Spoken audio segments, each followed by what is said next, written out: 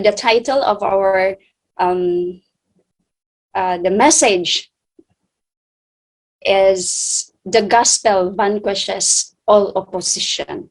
So as we can see, who are the opposition of the gospel? So it's Satan, right? So he is our enemy. He is trying to destroy us in all the ways that he can. Okay, so I just wanted to have the PowerPoint so that it can be like lively. It's somewhat like when we teach the students, if we don't have the props, it's somewhat like it's very dry, right? So even if we are old enough, we still have to, we are still enjoying to see pictures, photos when someone is talking. Okay, so here, and then, I have, I said it's very difficult to me to capture the picture, to post it down here. So I have made ways to have it. Okay, so in the book of Revelation, the actions of evil powers are depicted as mimicking those of God. For instance, God has 3 angels proclaiming the gospel to the world. So it is found in Revelations 14:6-12. So our enemy is trying to mimic what is God doing to us. So if God has 3 angels to spread the gospel, Satan also, our enemy, is trying to do the same. So okay, so here, and the dragon has 3 demonic spirits going to the kings of the earth to gather them for the final confrontation with the Lamb. So that is found on Revelation 16:13 and 14. The message of the second angel is based on this way of thinking. God has a city and the dragon creates his own city, Babylon. Babylon proclaimed a message to humans that is counterfeit of the eternal gospel, and a result, it will not prevail. So as we can see that Satan also is trying to make his own city. So if we the daughters and the children of Christ, if we the people does not know the real gospel, the real truth, so we will be deceived. So that is why we should be careful. Okay, so it says here, I'll just take some of the text, the verses in Revelations, in the book of Revelation. It says, and I saw another angel flying in the mid-heaven, having everlasting gospel to preach to those dwelling on the earth, even to every nation, kindred, tongue, and people, saying with a loud voice, fear God and give glory to him, for the hour of his judgment has come, and worship him who made the heaven and the earth and the sea and the fountains of water. So we have to fear God. So how? We have to study his words and obey his will, his commandments. That is how we fear God. Okay, it's fearing God is not we are to run away because we are afraid. We have fear. So it's not. It is we follow God's commandment. We have to obey him. That is how we fear God. Okay, so Babylon and the Lamb. Okay, so let's go. Babylon and the Lamb. So this is the ancient Babylon. This is the city of Babylon. Okay, the second angel proclaims good news. Fallen is Babylon, the great, she who has made all the nations drink of the wine of his passion, of her immorality. So Babylon was called an immoral city. It has a lot of immorality, and then she made the nations, many nations, all the nations, even all the nations drink of her immorality. So this is not the wine, the literal wine. Okay, but it is the message the message which is not true, because he wants to counterfeit what God is doing to us. Okay.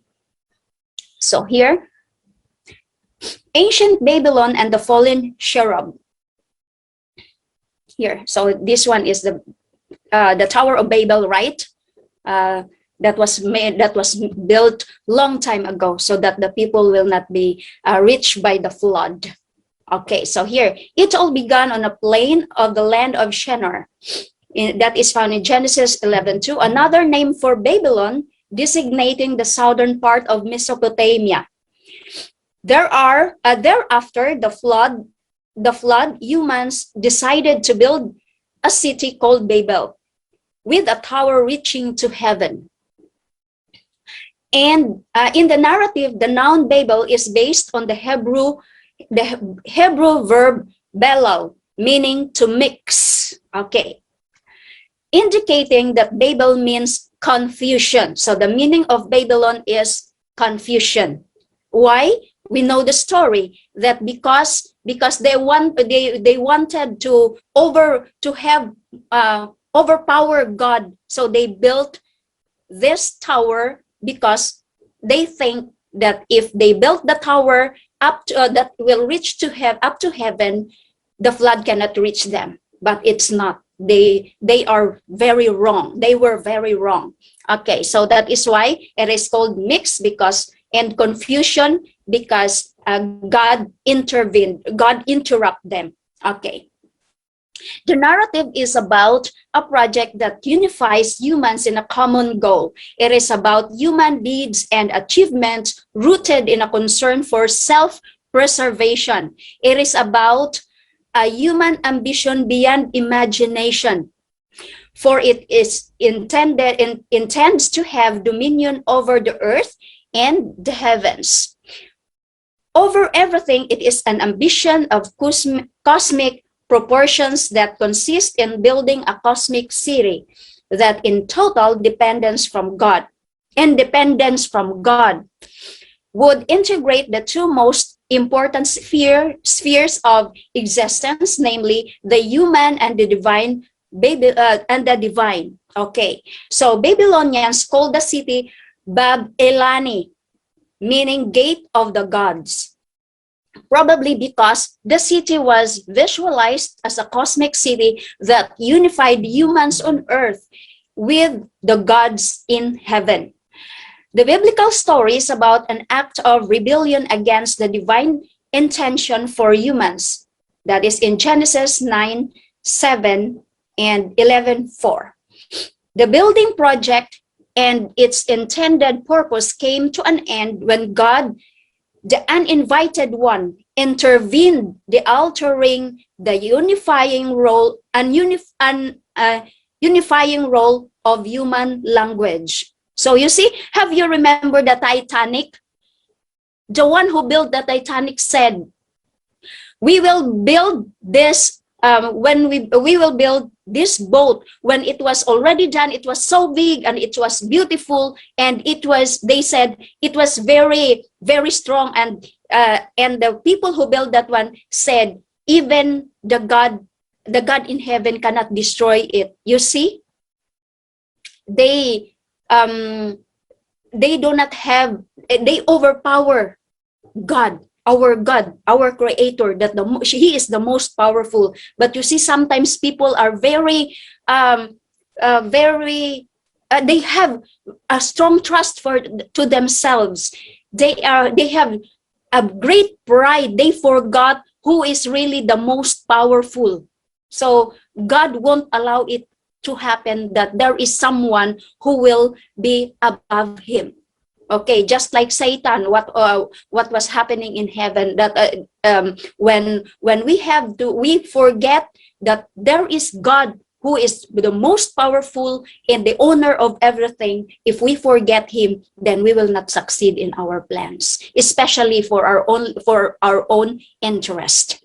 Okay.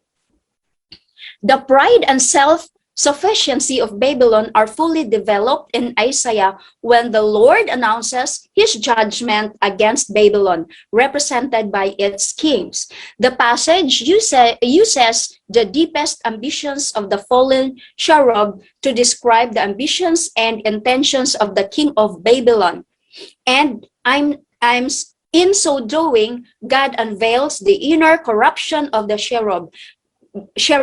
But you said, in vowed heart, I will ascend to heaven. I will raise my throne above the stars of God, and I will sit on the mount of assembly. I will make myself like the Most High. Also, you see, because of his pride, he wants to overpower God. He forgot who is he. He is only a creation. Okay, so God won't allow that to happen.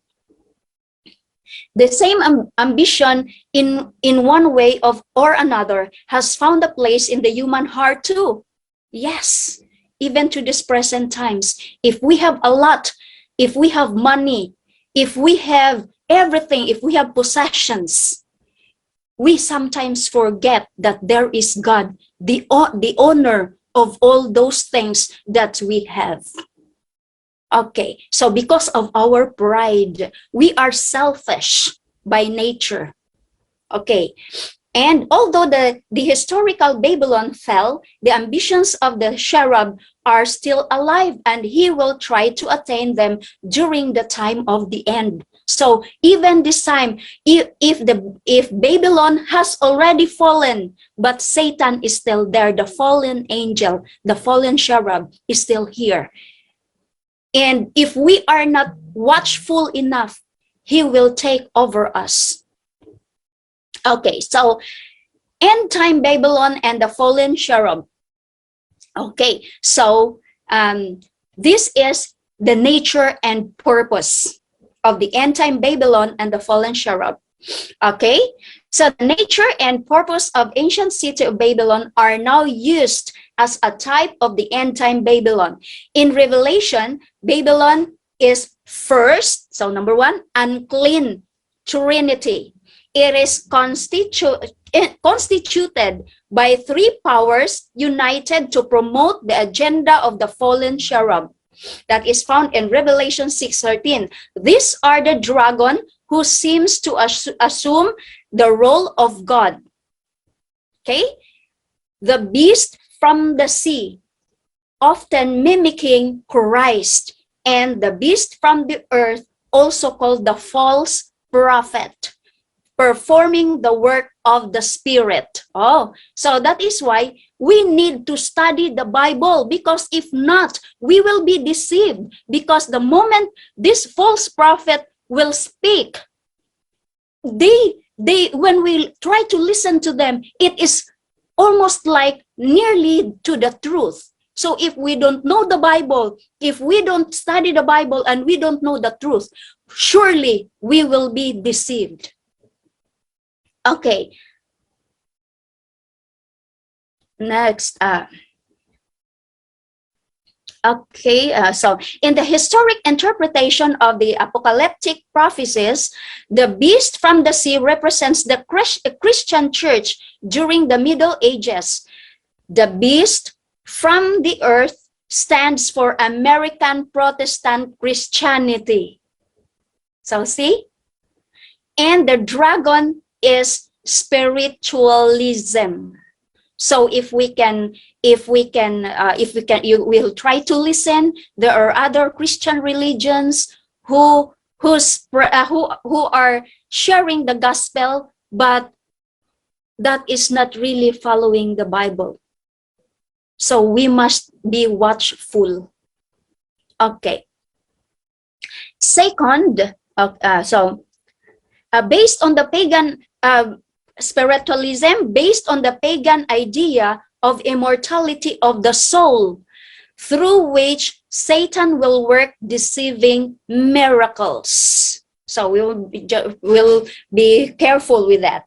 The second, Babylon is an end-time climatic expression of apostate Christianity of global dimensions.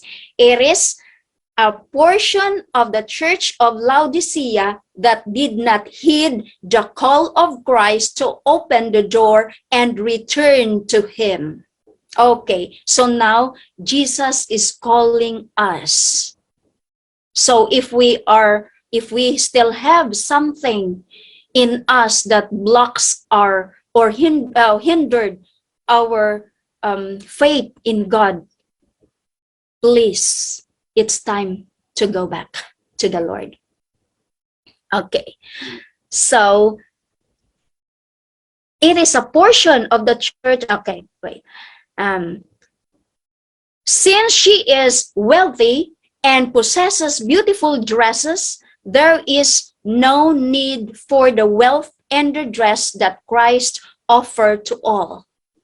So, as we can see, it dresses a beautiful garment. So sometimes we misinterpret and we understood this. Okay, so the richness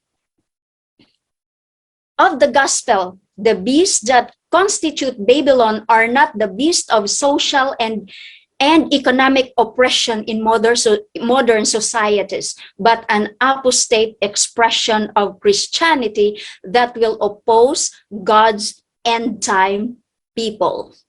So this time there are many false prophets, as what I have said, that when they speak, if we don't know the Bible, we will be deceived, because it's very nice to listen. Okay, so sweet.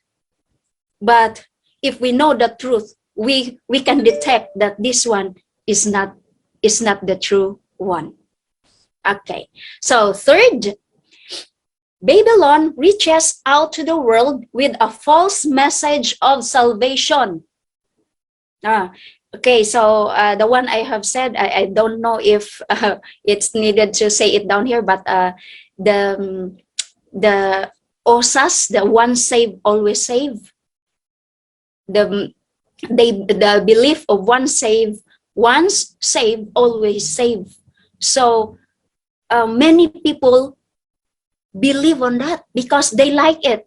Imagine, even if you still doing something bad, if you kill people, if you get something that it's not yours, if we steal someone's property, we can still be saved because we are already saved according to them. So if we don't know the truth, we will be deceived too. We will like it too. Okay, so okay. She has made all the nations drink of the wine of the passion of her immortality.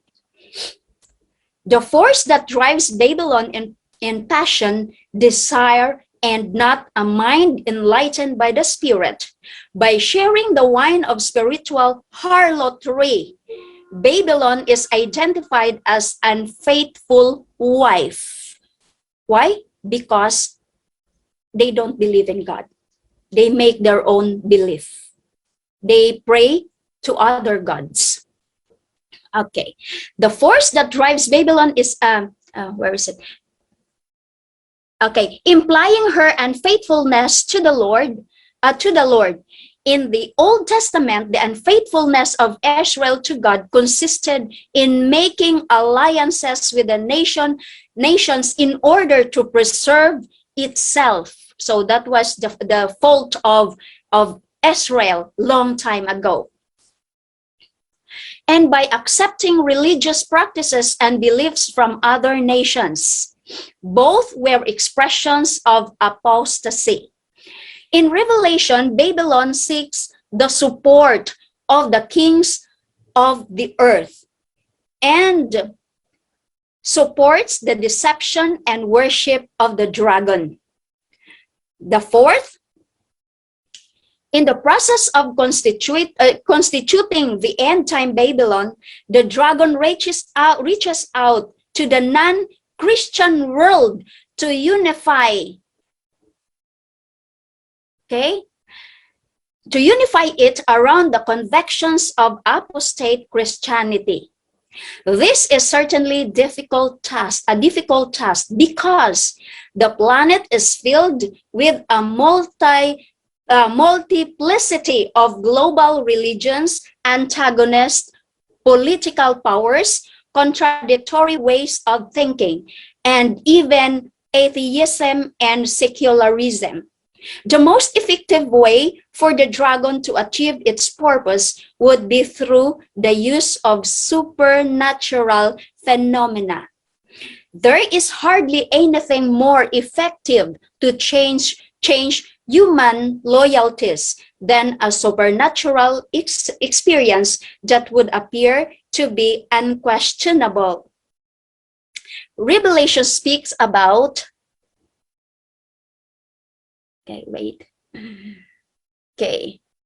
about performance of great miracles on the part of the dragon and his agents that will result in changes in the social, political, and religious map of the world that at the present time seem to be impossible to anticipate. Okay, that is in Revelations 13, 13, and 14. Okay, so now let's go to the triumph of the Lamb. Okay, the triumph of the Lamb. What is it that Babylon is specifically offering the world? Babylon is offering her own way of salvation through the proclamation of a false gospel.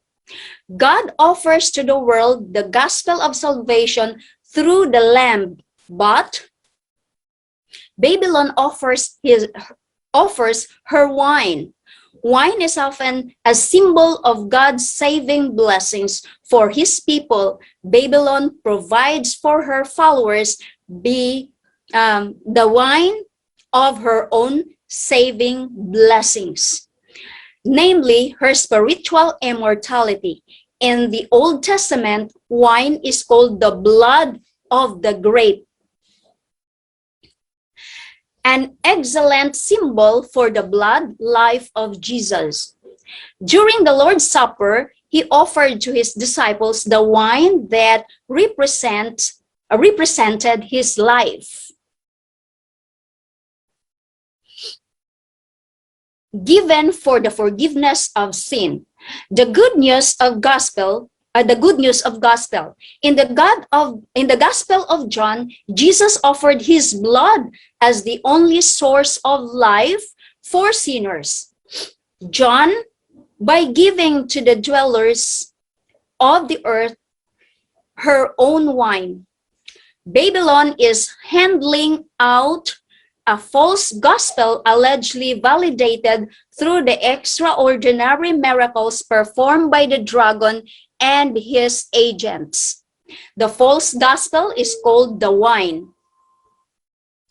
That is, say that the passion of her immortality, her apostate teachings, it is the corruption of the divine plan for the human race. And it is therefore spiritual unfaithfulness and immortality. The human race will be polarized by the confrontation of the gospel of salvation through Christ and the false gospel of salvation through the dragon, the fallen cherub. The final result would be the fall of Babylon. This final take place in two stages. The first one is the spiritual one that is still in the making. It will occur when the apostasy that began early in the history of the church would reach its climax. In the reunification of apostate Christianity, the fullness of Babylon is not yet present until such as event occurs. The second fall will transpire at the second coming of Christ and will result in the final defeat of Babylon. John says that at that time, the great city Babylon was split in three parts. The unholy trinity is unable to stand united before the Lamb. There will wage war against the Lamb, and the Lamb will overcome them. The wicked will seek to hide themselves from the presence of the Lamb.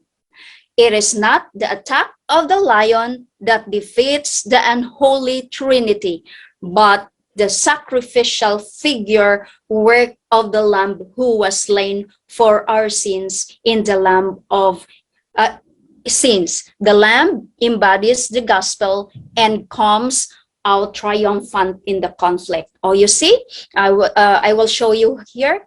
It is not the attack of the lion that defeats the unholy Trinity, but the sacrificial figure and work of the Lamb who was slain for our sins.